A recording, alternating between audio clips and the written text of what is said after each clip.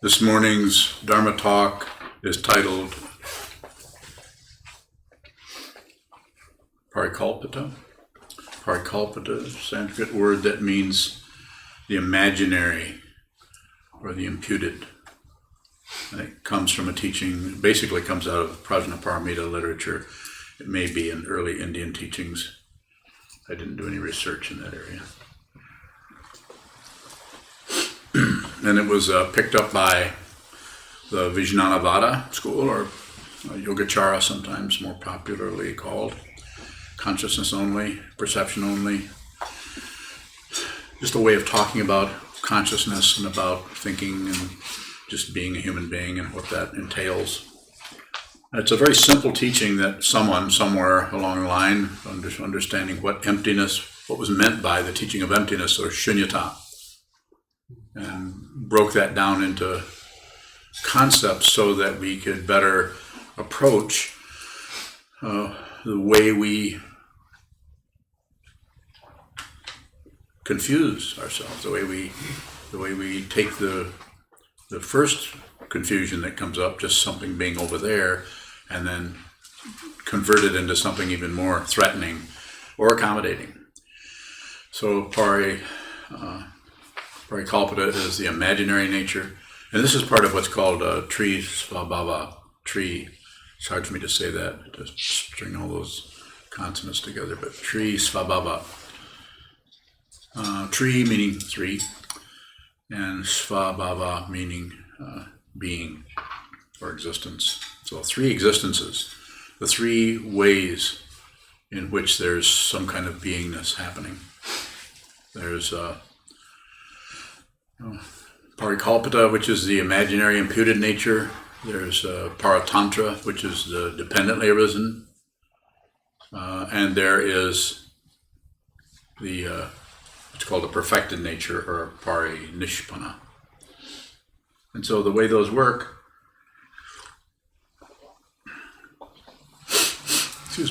the way those work is things arise and then we add on to them. So things arise, Paratantra, they just arise impersonally, and then we have ideas and thoughts and opinions and pushing and pulling. And and I were talking about probably a pretty good example of this, of imagining something that has a strong imaginary quality to it, but it's fundamentally not really particularly true.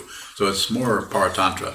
It can be seen through a little bit, and we do this to such extremes that we really attach to what we think is true in such a way. It's called an opinion, an idea, a bias, or something. And this goes so far back, you could say it goes into other.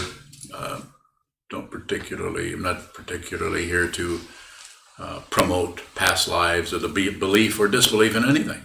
I would say don't take any position on anything. Not necessary to do that at all. So things arise, we make up stuff about it. Can't leave it alone. And the example that Unyo and I were talking about, and you probably already thought of this, but those of you, is anyone that has not been here and participated in Oryoki, or the stylized meal of eating with 3 bowls and chop? Anyone who has not done that? Okay, so everyone here has done that. So as you know,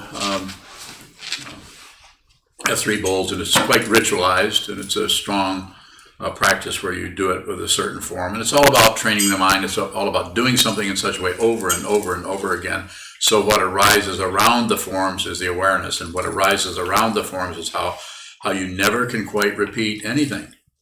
You never get good at anything.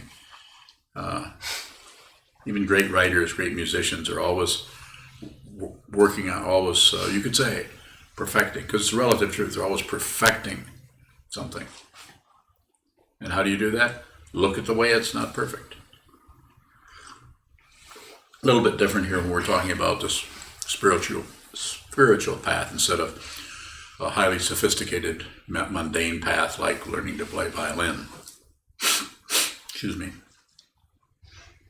So the example we were thinking about is when you're all through eating and you've gone through the 3 bowls and you've been fed in a ritualized way, and you bowed, and and you hold your bowl in a certain way with certain amount, depending which bowl as to how many fingers are out, and you're holding it so, and you're eating with your chopsticks pointing out, and so you don't offend anyone. Japanese etiquette. And so at the end, in order to make it not only economically workable, but just for the expedience of the whole situation, so that we can tie everything up, literally, someone comes around at the end when you've completely cleaned out with a little setsu stick with a cloth on the end sometimes, and sometimes people use little rubber tips. Clean out the end and eat all the particles. Then we come and pour hot water, not too hot, pretty hot. If it gets too hot, it'll crack the what's that called? Lacquer. Yeah.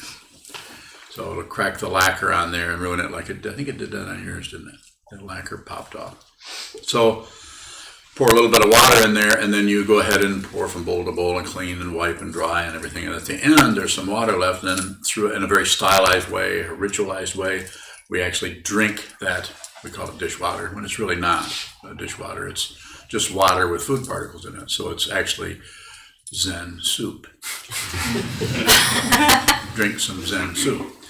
And what we project onto that, because we have ideas, so it's really just the food you've been eating with some water in it. Yet, because we've scraped it and because it looks like, you can come up with your own because. But it's not, literally not, it's distasteful to people to have to drink their own dishwater. It's not dishwater. These aren't dishes, they're bowls, so it's bowl water. So therefore it's Zen soup. And Zen soup is, of course, another elaboration on something in order to avoid what the Parikalpita is doing. So it starts to get more and more and more. You keep adding and subtracting and trying to get away from the original situation, which is it's not separate. And why does that frighten us? Because if that's not separate, maybe I'm not separate. And we want to be separate so we can prevent any of the difficult things that are out there from getting to us. And we could also, when we find the beautiful, wonderful things, we can possess them, territory. Lots of ideas here could be said. So Paratantra, dependently arisen, this happens, therefore that happens. This happens, that happens. Very simple. But Parinishpana, Parikalpita, this happens, and anything you add on to that, including poor old guy can't make a very loud clap, or anything. Add anything on you want. But just to actually see this happen and not know what it is, to see it and not know what it is how you approach the teaching of emptiness. It is empty because there's nothing happening there, literally nothing happening that is separate from the one who sees the happening. So that, it's like the happening and the happener. That doesn't work very good, does it? Happening. The seeing and the seeing. The seer and the seeing are not separate. We separate them all. We look at something, we look at everything, and we separate it. And if we try to do the other way around and say, we're all one, this is just baloney, that's baloney. So any statement about it is always separating. Even these words, that's why I say, don't believe anything I say. I can't open my mouth but lie. I'm lying all the time. This is why it was so difficult for me, even though I had some insight into this 20 years ago. I couldn't talk about it because I would start to, and I would say, you're full of it. You're lying. You can't understand this. You're not saying what this is. Takes a while to get over that. And I would highly recommend that you don't teach anybody about Buddhism unless you have to. Don't do it, because you actually miss the last part of the 5 dharmas, which are, things arise, we think up stuff, We name it. Project onto it. And we project onto it. And what's the next 2? You do correct knowledge, Buddha knowledge, or suchness. So there's either suchness or Buddha knowledge. Some people go through Buddha knowledge. In other words, they get it, they see it conceptually. This is what Jeffrey Hopkins has you by the jowls, pulling you into this, albeit with stroking your head with a feather, so you'll enjoy it. Pulls you into this conceptual construct with the idea that if you keep doing this, eventually it's going to occur to you. Emptiness, suchness, thusness will occur. And then others go happens the other way. They see the thusness, they see emptiness, and they're tongue-tied because they don't know how to know about that. Because when they start to know about that, they opt for some kind of polarity, some kind of filling up the suchness, or filling up the emptiness with ideas about it. So unless you have realized no self, unless you actually have realized there is no self, and I make no claims about this old man, but I can say this much, and I know this to be true. Unless you've realized no self, you can't talk about it, because if you start to talk about it, you'll be coming right back into relative truth, because you haven't really realized it yet. You still have this little fishy feeling there's somebody over here who knows stuff and somebody over there who doesn't know anything. Fishy feeling, no. The Pisces in the room shouldn't take that personally. You know who you are. So going from the tree svabhava to the 5 dharmas, things arise, we name them, make up stuff about them, and then we either start to understand conceptually what this is and get a pretty good understanding, a pretty good grasp of it. It's like if you study Vasubandhu's the conceptual, even out of the translations, but if they're good ones, when you read it, it gives you the feeling of knowing that.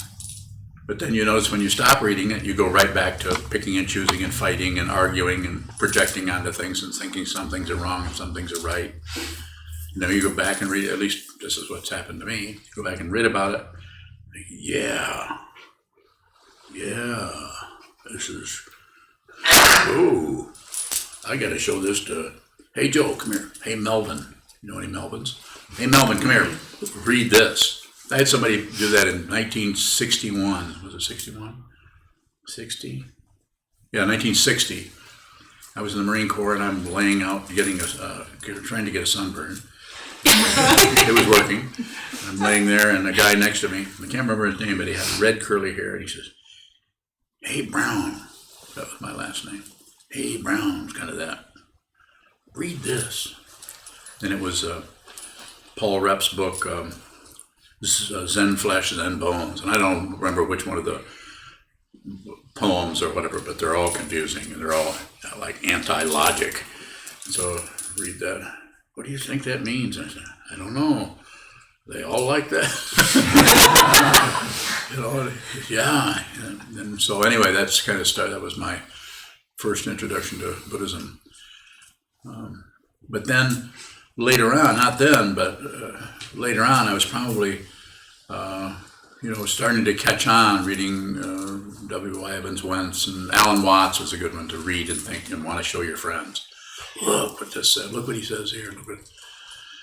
And then as soon as you put the book away, it goes away. You read it again. So conceptually, you're getting that, and then you close the book, and it won't stay there.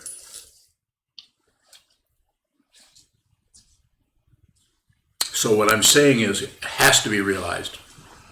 Not a belief, not a disbelief. It's not an intellectual position.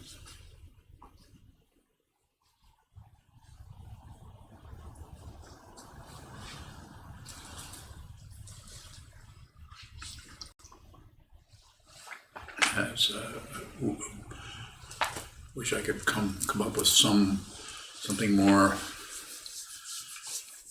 helpful or accurate because if you see this, and this has been seen. This has been seen. But if you see this, you can't really put it into words, and to really realize that, so it goes very, very deep. So there really is. There's not a smidgen of anybody that left there. Then you can talk about it, and then whatever you say is the Dharma all the time. Please disagree with me. I mean, when I say that, you know what I'm saying? I'm saying, help me go deeper into this. I don't mean disagree like some kind of a ass, or what's the other word for that? Dick. That's a good word. No, not dick. Erase that. I didn't mean that. I meant to say dork. I just mispronounced it. That's not good either, though, is it? Dumb bunny. Dumb bunny. Thanks, dumb bunny. I don't want to get in trouble with anybody. Yes, sir. Is what you're saying similar to the first part of the Heart Sutra? No. While practicing the deep? No. Form is emptiness, emptiness is form. The same is true of feeling, perception, concept, consciousness. Things are empty of what we impute. And if you see that, then you don't even need you need the Heart Sutra if you want to talk to somebody about it, maybe, if you want to have somebody here practice this. But this is why this can be realized without, you don't have to have Buddhism. Buddhism is just a path. This could be realized in any spiritual path. I think it might be more challenging in others than it is in this one. This one is actually, the very nature of it is to awaken to no separation. So the first words, as far as we know, the first words out of the Buddha's mouth was, everything's dependently arisen.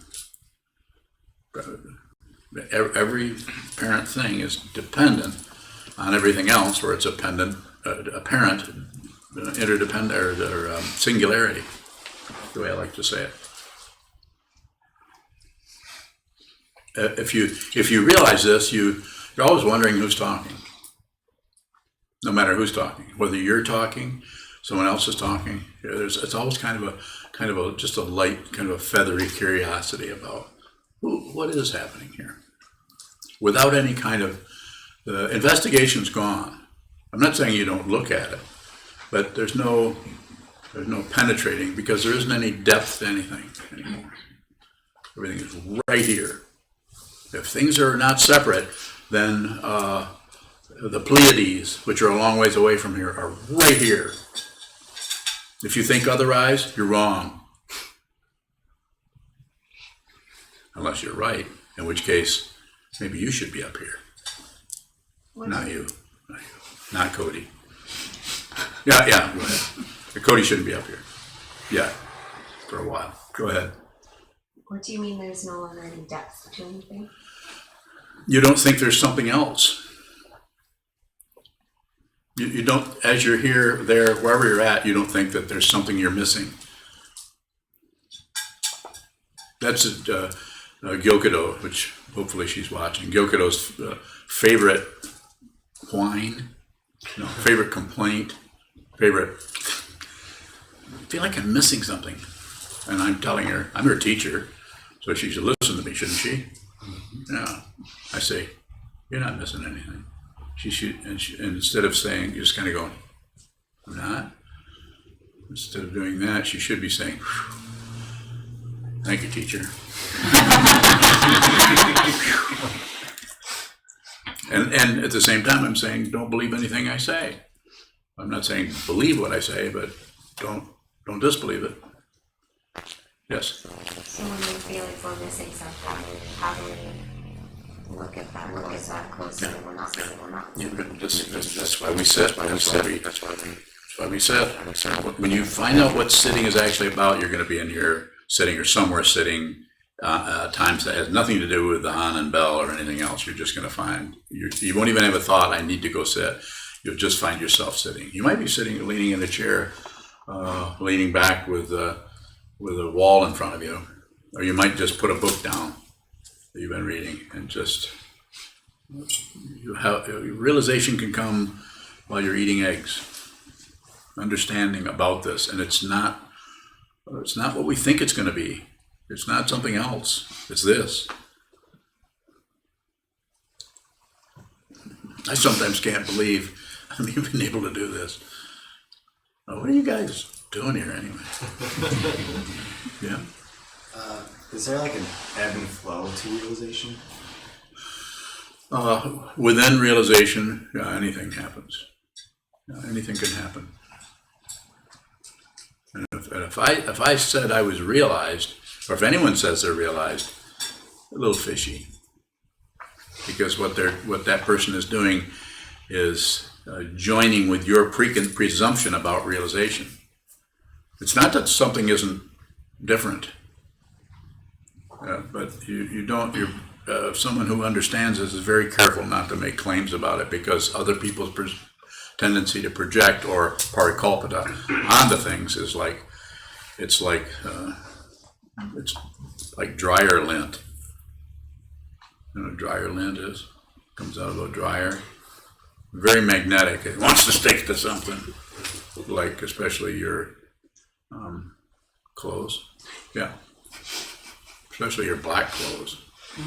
That's why we wear black clothes. You knew that, though, because the lint shows up more. Michael. Yes. Shane from Texas. Yes. I'll get you in a minute. He has a two-part question. I'm not surprised. Part 1A and 1B. Would it be beneficial for you to force yourself to do other things you have an aversion to besides drinking Zen soup? And then the second part is, would that help one see that everything is empty of what you think it is? Okay, good question. I would say if you're a meditator, if you've got a regular practice, if that's happening, then probably you can do that a little bit. I would not do it too much. I would say if you're doing a lot of sitting, then you can do a few of those. But it's not so much about forcing anything. It's about, as you're doing something like the Zen soup, as you're doing that, just notice what your mind does, how your mind comes up with stuff. Just notice when an emotion comes up that you have no story for, and positive, negative, neutral. But let's go with a negative. Negative feeling starts to arise. We have to add something to it. We have to think of why it's happening, why it shouldn't be happening. How can it possibly be happening? All I do is sit all the time. All the other little thought balloons we put around everything that's occurring. Adding. That was I almost titled this morning's talk add-ons, because there's just all kinds of add-ons to it. Anything that occurs, do nothing. This doesn't necessarily mean stop thinking, but if it just happens spontaneously, then that's fine. That's part of what's arising. I mean, it's an intimate part, but if it's not,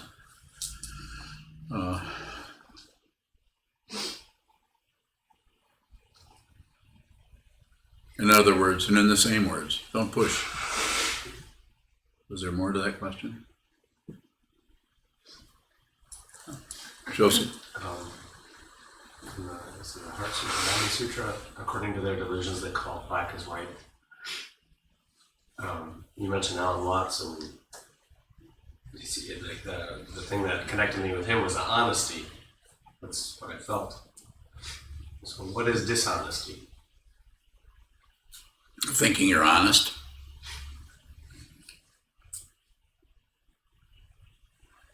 That's part of it. Thinking you're there. I'm at least I'm honest. Occasionally you hear people say, "Let me be honest with you." They're beginning to lie as soon as they say that. And I don't mean this like some kind of intentional kind of lie, but it's one that actually shuts down on what is being. Some things can't be talked about without making up, without adding on, making up, and interpreting. Interpretations are lies because they're representations of what you're talking about. So they're not what you're talking about. You can't talk about what you're talking about without confusing or destroying or taking apart what you're talking about. This is why in the several traditions, in particular the Zen tradition, like you say, they call black as white. They take something and flip it around. They, like the image of two arrows meeting in midair. Two arrows, practically impossible, and it could happen, but it's practically impossible. But there's something about that image that helps you, if you reflect on it, helps you see that it's beyond the relative kind of thing. Like when Kobun was out and looking out over the ocean, he was with a group of people, and he was, as the story goes, as I recall it, he was practicing Kyudo, Zen archery, I guess you'd call it. And he drew back and let the arrow fly, and the arrow flew over the top of the targets out into the water. And he turned around and said, "Bullseye!" People laughed. So those are all relative kind of things. It's not that one isn't an actual bullseye, center of but that's relative truth, and it has its value.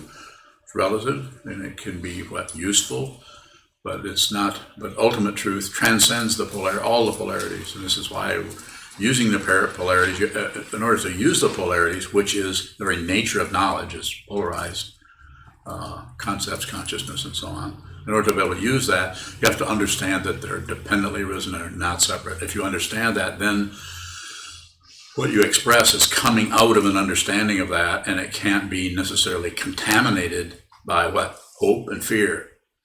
I hope everybody likes what I'm saying. I fear that they don't. I hope nobody can see what a moron I am.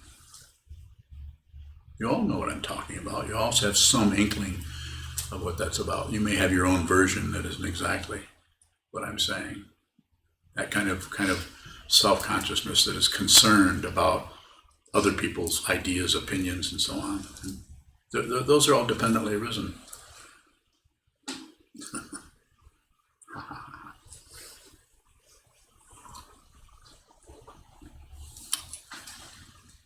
No, I can't call you that yet. I'm going to call you that eventually as soon as that whole thing happens. But right now, I'll just stick with David.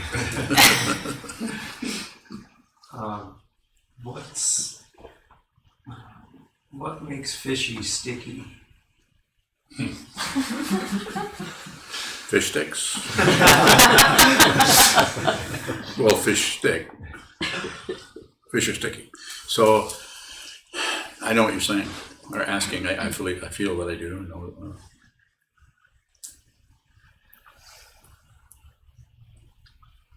I don't know. How does it look to you? You used the image there. Give me an example of something like that, and then we'll talk about the stickiness. Give me an example of something fishy. Well, just something dishonest that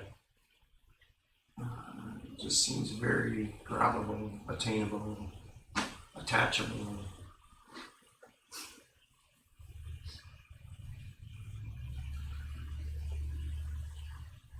And? Simple. It seems that way. It can. And you're asking, why is that sticky?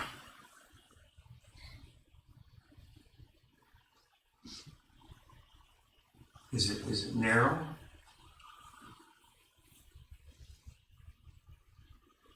What? Is it narrow? I lost the question. Yeah, you lost me too. So it worked. You actually fooled me. I thought you actually had a question there. You're not a Pisces, are you? Trying to understand the fishy. So, and your question, I understand what you're saying, but if you could, why don't you contemplate that a little bit, see if you can bring that into some conceptual area, because if I go in to address it, then I'll be just as vague as your question is. The question is vague, but I feel like I have an idea of where that's coming from, and I think it could be elaborated a little bit. Here, Mike will help you. Is it fishy because it's based in knowledge? It's based in believing what you're saying. It's based in, these are facts. That's why you hear me say in fact and in fiction, because I know I can't speak the truth. There's no way I could do that. This is what stopped me for so many years from saying much of anything. Yes. How can we communicate in the relative worlds without believing all of the stuff we make up. All you have to do is see that. All you have to do is see that you believe, and somebody at the door. Michael Shoko got it. I got it now. So, all you have to do is see that you believe, or know that you're believing, know that you're attached to it. You don't have to stop it. The awareness that you're attaching, like when I'm talking, I have phrase fillers, like, the common one that I pick on all the time. Know what I'm saying? Like things that we interject to kind of give us a little bit more space to be able to think about stuff. I have several of them that I use, and I haven't really stopped. I might be able to stop, I don't know. But I'm not too concerned. What I am concerned about is being aware that I use them. What is one of my phrase fillers? You track those quite a bit. That's one that I use. And my wife, you must know. Does that make some sense? Sometimes after you say something, Does that make follow sense? it up with I will. That's affirm what I'm saying. yeah. That's a little fishy, and that might be because I'm trailing off into no man's land or no person's land, and don't know what to do, and so I'm looking for some kind of something. Phrase fillers are always about getting a reference point, and they're often quite useless. You know what I'm saying? So this week we had quite an example of Parikalpita, maybe, in the political arena. Yeah. So as meditators, what would be a way to approach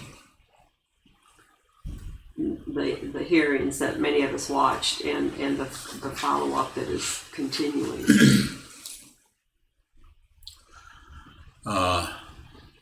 No belief. Don't believe them. Don't disbelieve them. And don't look away or shut it off or not even paying any attention or not looking at it, but just because it's so complicated. Excuse me. So, and it's happening over there, so-called, and off in the distance. So things are rising. They're coming through different means of communication that weren't there even 50 years ago. And so we're actually seeing the inner structure. We're not just having someone's campaign slogans out there and then they leave and go away and then we see a bunch of laws get passed. Now we're actually kind of looking at the I don't know if you'd call it the inner workings of that situation. And we're seeing how that gets kind of interesting, the way people are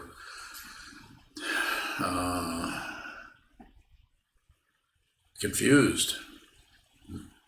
All of them are confused in different ways. Yes. But it seems extremely polarizing, and so how can we not get caught up in that polarization? The idea isn't to not get caught up in it so much as to see the way you are pulled this way or pulled that way, and just watch that, just observe that, and don't necessarily add on an idea that I shouldn't be getting, or I shouldn't be. When you try to manipulate your mind to get your mind to live up to certain kinds of credentials of how the mind should be, not attached, totally objective. Is that good enough? So it's always, you hear me say it over and over, I probably don't say it enough, awareness. It's about the space in which things occur. It's not about the actual occurrence itself. It is about the occurrence, but we tend to go for the occurrence. Well, he's lying. Well, that's just, well, do you believe her? Do you believe him? Do you what? Look how they're acting. Well, he didn't, she started doing, and he didn't do this. We just follow the story, and we trample on one part of the story and fluff up the other part. And it's not that there isn't some kind of a relative situation that might be softer than the other part, but if you jump onto that kind of warfare, you're actually creating its opposite. One of the obvious examples, as soon as they're if you use politics, there's when the parties go back and forth, one makes it really easy on themselves, and then when the other gets in power, then they take advantage of the easy structure that the other party left behind and try to take advantage of that. It just it would be, it's kind of comical, So this is why it has, if it functions out of awareness, then things can still be successful and fail, and people can live and die and all of that, but it doesn't come out of confusion. So therefore, it's a much more balanced situation. The idea of warfare doesn't come full blown out of the suffering that's in one's whatever the chakra is, out of your solar plexus, out into the world, because where you're causing chaos in the world, and then more chaos happens, and more chaos happens. So this is why we use the example of the war, peace. If you want peace in the world, you need peace in the nations, peace in the cities, peace in the cities, peace in the neighborhood, peace in the neighborhood, peace in the home, peace in the home, peace in the heart. It's a pretty good one, and this is a little bit of lobbying for why it's so important to train the mind, because you can't train the mind if you're out in the neighborhood, because you're caught in the web of Indra's web, the web of cause and effect. You're caught in it. And the only way to understand what that is to back out of the web, back up a quarter of an inch, right up to this cushion, sit down, and train your mind by seeing the way in which you keep getting attached to all these comings and goings, starting with your own thought patterns. Yes? If I'm trying to communicate with someone, and in the middle of talking I realize I'm not communicating what I'm trying to, it just feels helpless. Yeah. What is the communication that's taking place there?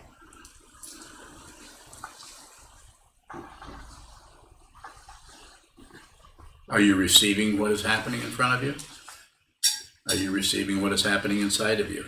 Are you thinking that what's out there and what's in here are two different things?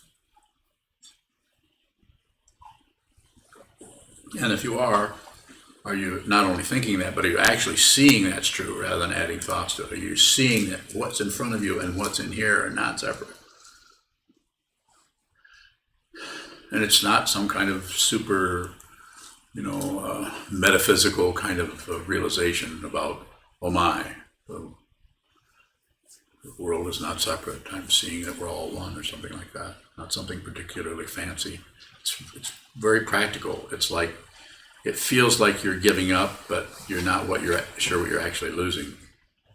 A feeling of like giving up, but yet nothing's going away. A feeling like you're giving up, except you're totally there and totally present. More. This feels like something different should be happening. You want something else. This is the second noble truth. First one is life is difficult, conflict, suffering, dissatisfaction. And the second noble truth is we don't want that. We want things to be different than they are. If things are a certain way, we want something else. So it's a little Micronesia, but it's still an island in the Pacific. Tiny. Until you get to it, and then it's a huge pile of dirt in the middle of water. Very similar thing. When you get to what I'm endeavoring to refer to here, you really see this is ignorance. This is a big ball of dirt. It has to be seen. Yes. Question from Rushine in Elk Rapids, and then we need to move. Rushine. She asks, when I'm sitting, it is easier to feel my, quote, performance, end quote. When I'm out in my day today, I get caught up in the labels and performance. Is there anything more to do here? Well, if you're still sitting the way you have been sitting, you're probably sitting enough. 2 or 3 hours a day. Since you ask the question in that way, Rushine, I would say it's just a matter of continuing to train yourself to look at whatever's arising, either sitting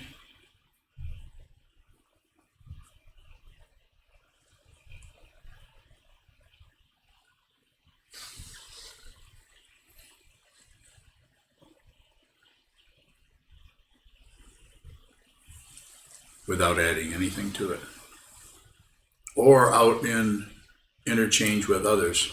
Just listen, just receive what's happening without adding anything to it. No, I got it, no opinion. Don't add. But if you do add spontaneously, which is usually what happens, and what usually happens sitting, we tend to put a little, let me just put this little bitty post-it note on there, one of the real tiny ones, where there's only room for one letter. M. You know what that means. Post-it note. So at least I've added a little bit. Not my, just one little reminder to that big ball of goo that somebody was holding up in front of me and said, "You made this. This is your problem. You're the one accusing me of something." Or else a bouquet of flowers, and they're saying, "Oh, for me?" And you haven't given them anything. If you don't follow what I'm saying, that's what I'm saying. That's it. It's that kind of a situation. Rushin, don't add. And if you do add, then don't add to the adding. Because if you add, and then you're adding, and then you say, "Oh my gosh, I'm adding." And then you say, "Oh my gosh, oh my gosh, oh my gosh, I'm adding." Oh my gosh, oh my gosh, oh my gosh. Just don't add. And it takes a while to see that you're adding without fiddling with it at all, without trying not to add. Once you've done it, then it's too late to try not to add. That little bitty no, or that big no, or that big donut, or that big don't needs to come deeper, in a deeper area of the consciousness where things just start to turn up. They just start to move. And you can say no there because it's not conceptual. Train yourself to do that. When I say train the mind, I'm not talking about thinking. We do that when we study it, the concept, all these concepts that have been around for centuries. When I say train the mind, I'm saying train yourself to go deep into the consciousness to see how it works, so you can see where that me feeling comes from. Because that's the issue, of all the things we've talked about, mistaken identity. Parikalpita means that you're imputing a self who is succeeding, failing, getting ahead, is a better meditator, a bad meditator, good in relationship, bad in relationship, having difficulty with negative feelings, overjoyed with positive feelings.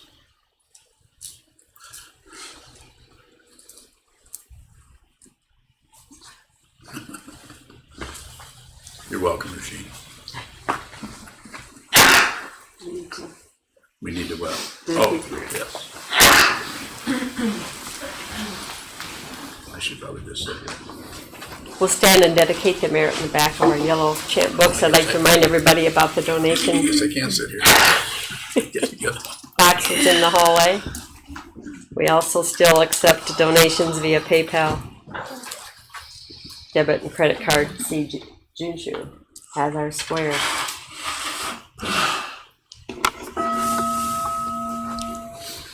May the merit of this penetrate into all places, so that we and every sentient being together can realize the Buddha's way. Jio San Shi Shi Hu Shi Son Mu Sa Boko Sa Moko Jahoromi. The 10 directions of 3 worlds, all Buddhas, all venerable ones, Bodhisattvas, Mahasattvas, the great Prajna Paramita.